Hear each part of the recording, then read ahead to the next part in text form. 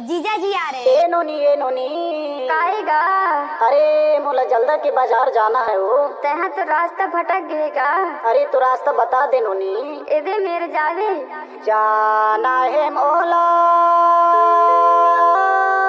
जलदा के बाजार।